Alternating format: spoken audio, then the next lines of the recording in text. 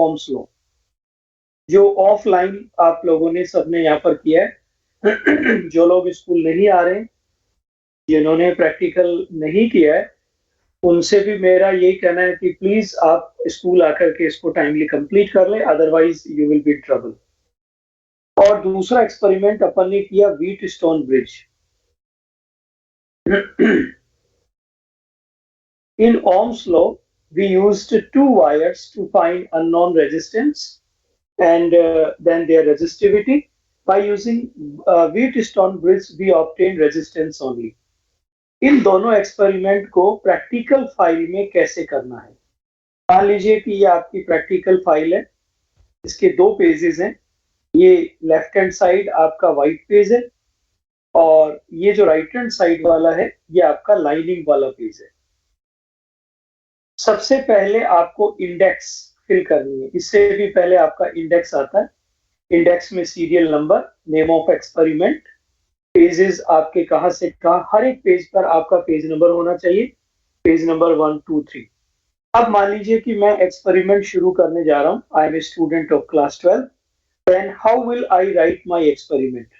ये मेरा practical file है, इसका लेफ्ट हैंड साइड ये व्हाइट पेज है और ये मेरे पास जो है वो लाइनिंग वाला पेज है।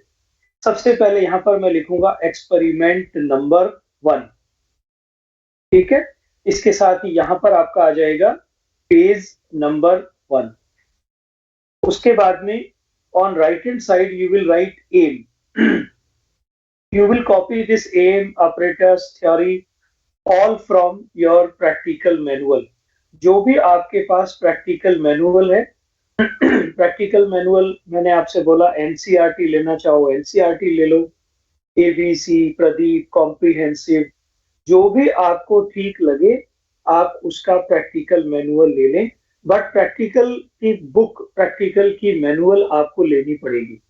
बिना उसके आप प्रैक्टिकल नहीं कर पाओगे, because when ever you come to school you will have to bring this practical manual with you and practical के लास्ट में आपके पास वेरी शॉर्ट क्वेश्चन भी गिवन है जो कि वाइवा बेसिस क्वेश्चन है।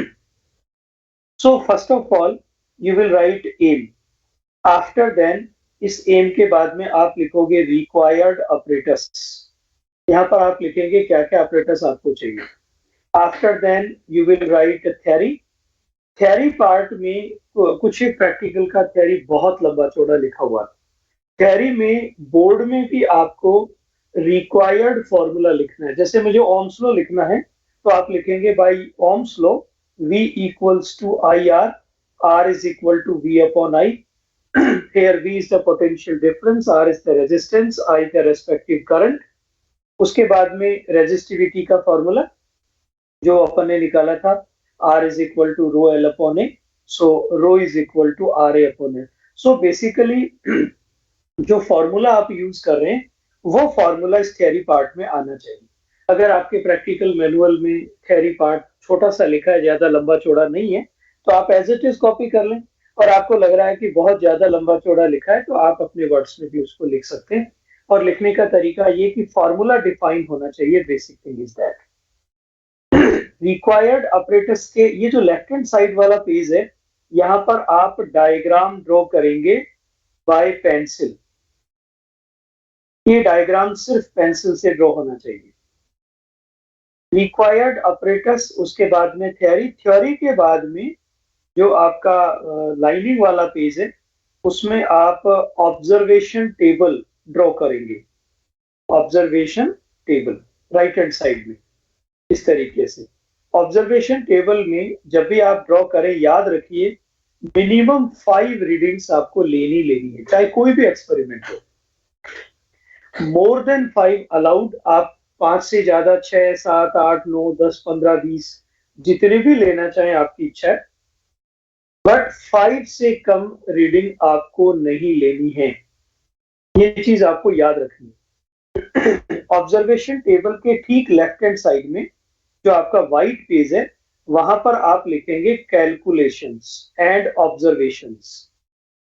कैलकुलेशंस एंड ऑब्जर्वेशंस, इसमें क्या क्या आता है? Least count of voltmeter, least count of ammeter, फिर उसके बाद में एवरेज रीडिंग का, ये सारा आपके टेबल के ठीक लेफ्ट हैंड साइड में होना चाहिए। ऑब्जर्वेशन टेबल के ठीक नीचे राइट हैंड साइड में आप लिखेंगे रिजल्ट। जो भी आपका रिजल्ट पूछा है वो रिजल्ट लिखेंगे।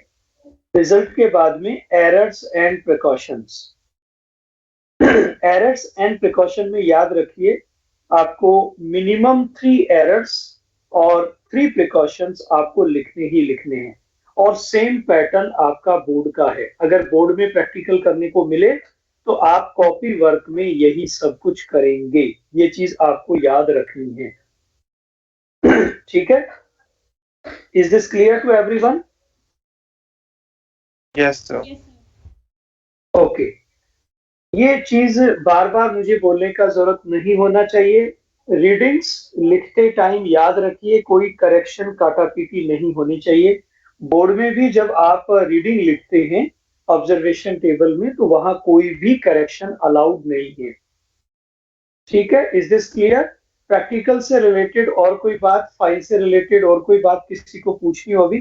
2 एक्सपेरिमेंट हमारे हो चुके हैं, दोनों प्रैक्टिकल्स आप अपनी प्रैक्टिकल फाइल में कर लें।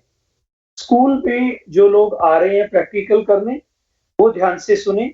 जब भी आप स्कूल आए, एक व्हाइट पेज के ऊपर जब भी आप प्रैक्टिकल करें, जैसे ये एक व्हाइट पेज या लाइनिंग पेज आपकी कॉपी का टियर कर लें, उस पे अपना name, class, section, name, class, section, वो सब आप लिख लें।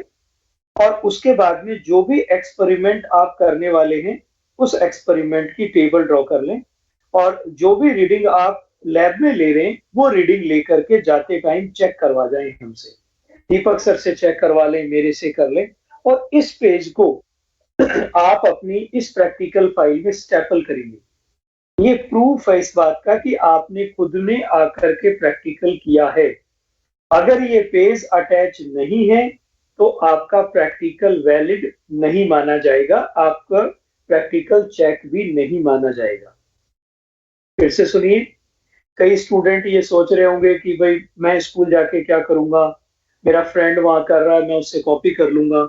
ऐसा नहीं चलेगा, प्रैक्टिकल आपको खुद आके करना पड़ेगा। और प्रैक्टिकल लैब में जो पेज आप जिस पे रीडिंग लिखेंगे, जाने से पहले उस पेज पर साइन करवा के जाएंगे और वो पेज आप यहाँ अटैच करेंगे। कॉपी चेक करते टाइम मैं ये जरूर देखूंगा कि पेज पर लिखी रीडिंग और ऑब्जर्वेशन टेबल दोनों सेम है या डिफरेंट है।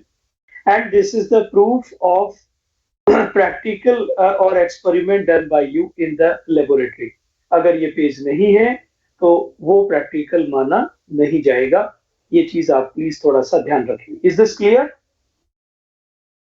प्रैक्टिकल के रिगार्डिंग? तो जो लोग जो लोग स्कूल नहीं आ रहे हैं, please take it very very seriously, because term 1 जब होगा तो उसमें एक्सटर्नल ऑब्जर्वर अपॉइंट होगा बाहर से, और उसके प्रेजेंस में आपका प्रैक्टिकल होगा, आपकी फाइलें चेक होंगी। अगर आपने प्रॉपर काम नहीं किया है तो प्लीज ट्रस्ट मी, आपके मार्क्स नहीं जाएंगे। आप ये चीज अपने दिमाग में अच्छे से बिठा लें। प्रैक्टिकल में मार्क्स उसी को मिलते हैं जो प्रॉपरली प्रैक्टिकल अटेम्प्ट करेगा, जिसका काम प्रॉपरली होगा। So take this thing very very serious. चलिए अब मैं टॉपिक के ऊपर आता हूं।